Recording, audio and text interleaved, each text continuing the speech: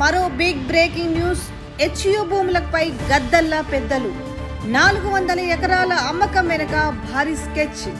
హెచ్యూ భూములను దాటి దాదాపు 7-8 కిలోమీటర్ల అవతల ఉన్న కోకాపేటలోని నియోపోలిస్ భూములే బీఆర్ఎస్ హయాంలో నిర్వహించిన బహిరంగ వేలంలో ఎకరాకు ఏకంగా 100 కోట్ల ధర పలికాయి. వేల కోట్ల బేరానికి గుంట నక్కల రాజకీయం. ధర నిర్ధారణలోనే 10,000 కోట్ల స్కామ్. ఎకరం 75 కోట్లుగా పేర్కొంటూ తొలుత జీవో 54. బీఆర్ఎస్ హయాంలో కోకాపేటలో ఎకరా 100 కోట్లు. ఇదే విషయాన్ని పొందుపరిచి అధికారుల ఉత్తర్వులు.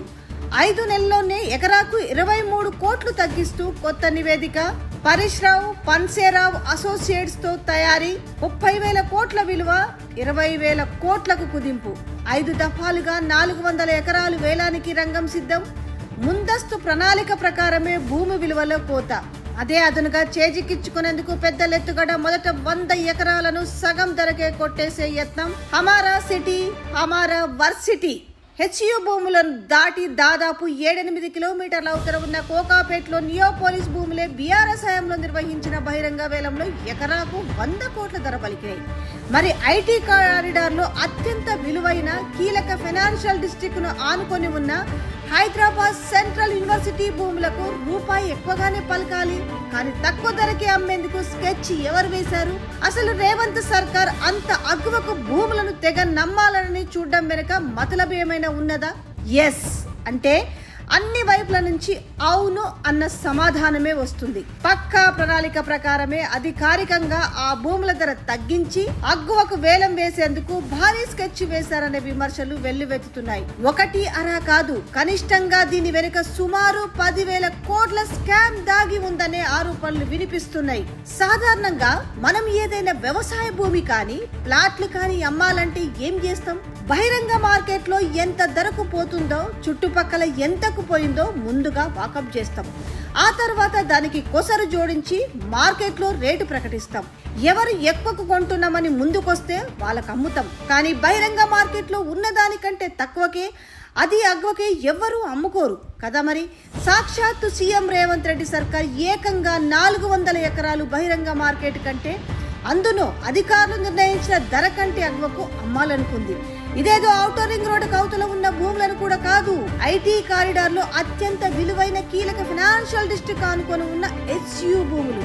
రంగారెడ్డి జిల్లా షేర్లింగంపల్లి మండలం కంచ గచ్చిపోలి గ్రామ పరిధిలోని సర్వే నెంబర్ 25లో హెచ్యూకు చెందిన 400 ఎకరాల భూమి ఉన్న విషయం అందరికీ తెలిసిందే. దీని ఉమ్మడి రాష్ట్రంలో 2003లో సీఎంగా ఉన్న చంద్రబాబు నాయుడు అత్యంత చవకగా ఎకరాకు 50,000 చొప్పున ఐఎంజీఏ అకాడమీ భారతీస్ అనే సంస్థకు కట్టబెట్టేందుకు ఒప్పందం కుదుర్చుకున్నారు. మంత్రివర్గ ఆమోదం లేకుండా కుట్రపూరితంగా జరిగిన ఈ భూముల పందేరాన్ని 2004లో అధికారంలోకి వచ్చిన వైఎస్ రాజశేఖర రెడ్డి ప్రభుత్వం రద్దు చేసింది. 2006లో భూములను వెనక్కి తీసుకుంది. దీంతో సదరు సంస్థ న్యాయస్థానాన్ని ఆశ్రయించింది. అప్పటి ప్రభుత్వం న్యాయపరంగా పోరాటం చేసింది. అప్పటి నుంచి కోర్టులోని కేసు పెండింగ్ లో ఉంది. తెలంగాణ ఏర్పడిన తర్వాత కేసీఆర్ ప్రభుత్వం ఈ అత్యంత విలువైన భూములను కాపాడుకునేందుకు పకడ్బందీ చర్యలు తీసుకుని న్యాయ పోరాటాన్ని కొనసాగించింది. సమర్థవంతమైన వాదనలు వినిపించేందుకు ప్రముఖ న్యాయవాదులను నియమించింది. దాని ఫలితంగానే 18 ఏళ్ల తర్వాత హైకోర్టు నిరుడు మార్చిలో తుది తీర్పిచ్చింది. చంద్రబాబు సదరు సంస్థ కట్టబెట్టిన విధానాన్ని తప్పుపడుతూ ఈ భూములను ప్రభుత్వమే అని కోర్టు తేల్చి చెప్పింది. న్యాయపరమైన చిక్కులు వీడిపోవడంతో రాష్ట్ర ప్రభుత్వం తన ఆధీనంలోకి తీసుకుంది. అయితే ఈ భూములపై కొందరు కన్ను పడింది. హెచ్యూ భూములపై హైకోర్టు తీర్పు వచ్చిన తర్వాత కొందరు ప్రముఖుల కన్ను ఈ భూములపై పడినట్టు తెలుస్తుంది. ఈ మేరకు ప్రభుత్వ పెద్దలతో అప్పట్లోనే సంప్రదింపులు జరగడంతో భూముల వేలంపై ప్రాథమికంగా నిర్ణయం తీసుకున్నట్టు సమాచారం. కాగా నేడు మే 12న అంటే హైకోర్టు తీర్పిచ్చిన సుమారు 2 నెలలకు CM Revanth Reddy central varsity మైదానంలో ఫుట్బాల్ ఆడేందుకు వెళ్లిన విషయాన్ని పలువురు గుర్తు చేస్తున్నారు. ఈ నేపథ్యంలో ప్రభుత్వం 400 ఎకరాలను అమ్మేందుకు చర్యలు మొదలుపెట్టింది. ఇందులో భాగంగా రెవెన్యూ శాఖ నుంచి టీజీఐఐసికి భూములను బదలాయించేందుకు అన్ని కసరత్తులు పూర్తి చేసింది. జూన్ 26న 400 ఎకరాలను రెవెన్యూ శాఖ నుంచి టీజీఐఐసికి బదలాయిస్తూ జీవో 54ను జారీ చేసింది. కంచగచ్చిబౌలిలోని సర్వే నెంబర్ 25లో ఉన్న 400 ఎకరాల రెవెన్యూ శాఖ భూమిని అభివృద్ధి చేసి ఐటీ రంగానికి వినియోగించడంతో పాటు మిశ్రమ వినియోగం కోసం టీజీఐఐసికి బదలాయిస్తున్నట్టుగా ఉత్తర్వులో స్పష్టం చేశారు. సెంట్రల్ వర్సిటీకి చెందిన 400 ఎకరాల భూమిని రెవెన్యూ శాఖ నుంచి టీజీఐఐసికి బదలాయిస్తూ జారీ చేసిన జీవో 54లోని ఎకరా ధరను కూడా నిర్ణయించారు. ఇందులో దేన్ని ప్రామాణికంగా ఈ ధర నిర్ధారించని అంశాన్ని కూడా స్పష్టంగా పేర్కొన్నారు. కేసీఆర్ ప్రభుత్వ హయాంలో జరిగిన కోకాపేట్ నియోపోలిస్ భూముల వేలాన్ని ఇందుకు ప్రామాణికంగా తీసుకున్నారు.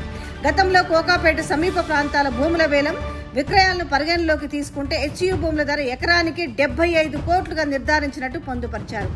బోర్డు స్టాండింగ్ ఆర్డర్స్ BSO 24 నిబంధనల మేరకు మార్కెట్ విలువ ఎకరానికి 75 కోట్ల చొప్పున ఈ బదలాయింపు చేస్తున్నట్టు చెప్పారు. అంటే ఎకరాకు 75 కోట్ల చొప్పున 400 ఎకరాలకు 30,000 కోట్ల BSO 24 నిబంధనల ప్రకారం పన్ను రాయితీ వర్తిస్తుందన్నమాట. కాగా గతంలో జరిగిన విధానాల మేరకు టీజీఐఐసి ఈ భూములను అమ్మి నిధులను సమీకరించుకోవచ్చని ఉత్తర్వులో స్పష్టం చేశారు. అయితే హెచ్యూకు చెందిన 400 ఎకరాల భూములపై అధికారిక విలువను కాదని ప్రైవేటు సంస్థ ద్వారా తెప్పించుకున్న నివేదిక ఆధారంగానే ప్రభుత్వం 10,000 కోట్ల రుణం తీసుకున్నట్టు స్పష్టమవుతుంది. ఈ నేపథ్యంలో దీని ఆధారంగానే భూముల వేలని కూడా రంగం సిద్ధం చేస్తున్నట్టు తెలిసింది. ఈ మేరకు టీజీఐఐసి ద్వారా ఆ భూములను అభివృద్ధి చేసేందుకు కంపెనీల నుంచి ఆసక్తి వ్యక్తీకరణ బిడ్లను కూడా ఆహ్వానించింది. 400 ఎకరాల భూములను వేలం వేసేందుకు వీలుగా అభివృద్ధి పనులను చేపట్టేందుకు కొన్ని కంపెనీలు ముందుకొచ్చినట్టు కూడా చెప్పారు. అయితే ఇక్కడే సర్కారు వ్యూహం బెడిసికొట్టింది. భూములను వేలం వేసేందుకు కసరత్తు మొదలు కావడంతో వర్సిటీ విద్యార్థులు అప్రమత్తమయ్యారు. తమ వర్సిటీ భూములను కాపాడుకోవడంతో పాటు అరుదైన జీవ వైవిధ్యం జంతువులున్న ఆ లంగ్ స్పేస్ ను కాపాడుకునేందుకు ఉద్యమ బాట పట్టారు. ఎలాగైనా ఆ భూములను వేలం వేసేందుకే పక్కా ప్రణాళిక రూపొందించిన ప్రభుత్వ పెద్దలు విద్యార్థులపై ఖాకీ కఠిన్యాన్ని ప్రదర్శించారు. ప్రభుత్వ ఆదేశానుసారము పోలీసులు విద్యార్థులు సైతం జుట్టు పట్టి ఈడ్చుకెళ్లి వాహనాల్లో వేసి అక్కడి నుంచి తరలించారు. అయినా విద్యార్థులు వెనక్కి తగ్గలేదు. పర్యావరణవేత్తలు మేధావులు వారికి తోడు కావడం, విద్యార్థులు బీఆర్ఎస్ వర్కింగ్ ప్రెసిడెంట్ కేటీఆర్ ని కలిసి మద్దతు కోరడాన్ని ప్రభుత్వ పెద్దలు జీర్ణించుకోలేకపోయారు. రాత్రికి రాత్రే వందల సంఖ్యలో బుల్డోజర్లు పంపి వేలాది చెట్లను కూల్చడంతో మూగజీవాలు చెల్లాచెదరైనాయి. కోకాపేట కంటే విలువైన భూములు నిరుడు జూన్లో జారీ చేసిన జీవో 54లో కేసీఆర్ ప్రభుత్వ హయాంలో జరిగిన కోకాపేట భూముల వేలాన్ని ప్రామాణికంగా తీసుకుని సెంట్రల్ యూనివర్సిటీ భూములు ధరను ఏకంగా 75 కోట్లు నిర్ధారించారు. కానీ వాస్తవానికి ఆ భూముల కంటే హెచ్యూ భూములు మరింత విలువైనవని రియల్ నిపుణులు చెప్తున్నారు. కోకాపేటలోని నియోపోలిస్ భూములు కొండలు గుట్టలు ఐటీ కారిడార్ కొద్ది దూరంలో ఉంటాయి. కానీ హెచ్యూ భూములు ఐటీ కారిడార్ ఆనుకుని ఉన్నాయి. చదునైన భూములతో పాటు పక్కనే అత్యంత విలువైన లంగ్ స్పేస్ లో సెంట్రల్ యూనివర్సిటీకి చెందిన మరిన్ని వేల ఎకరాల అటవీ ప్రాంతం ఉంది. ఈ క్రమంలో హెచ్యూ భూములకు కోకాపేట ధర కంటే ఎక్కువగా ఉంటుందనడంలో సందేహం లేదు. కాగా ప్రభుత్వం భూమిపై విలువ నివేదిక తెప్పించుకున్న పరీష్ పన్సేరావు అసోసియేట్స్ హెచ్యూ పరిసరాల్లో జరిగిన భూ విక్రయాలను విచారించినట్టు నివేదికలో స్పష్టం చేసింది. కానీ ప్రభుత్వ రికార్డులోనే కోకాపేట భూములు ఎకరాకు 100 కోట్ల పైన ఆధారాలున్నాయి. మరి వాటిని ఎందుకు పరిగణలోకి తీసుకోలేదు? అధికారిక రికార్డులను పరిగణలోకి తీసుకోకుండా బ్రోకర్లు నివాసితులతో వాకప్ చేసినట్టుగా సదరు సంస్థ నివేదికలో చెప్పడమే పెద్ద విడ్డూరంగా ఉందని రియల్ నిపుణులు విస్మయం వ్యక్తం చేస్తున్నారు. ముఖ్యంగా నివేదికలో అధికారులు నిర్ధారించిన దానికంటే ఎకరాకు 23 కోట్లు తగ్గడమే కాకుండా వాస్తవ విలువ మేఘాల మీద అమ్మకం అంటే డిస్ట్రెస్ సేల్ అనే మరో 2 అంశాలను చేర్చి అంతకంటే ఘోరంగా ధరను తగ్గించడం ఏంటనే దాని వెనుక కుట్ర దాగి ఉందన్న విమర్శలు వస్తున్నాయి. నివేదిక ఆధారంగానే 10,000 కోట్ల రుణం ప్రభుత్వ అధికారిక ఉత్తర్వుల్లోనే ఎకరాకు 75 కోట్ల ధరను పొందుపరిచిన భూములను తాకట్టు పెట్టి రుణం తెచ్చుకోవాలంటే అంతకు రూపాయి ఎక్కువే చూపాలి.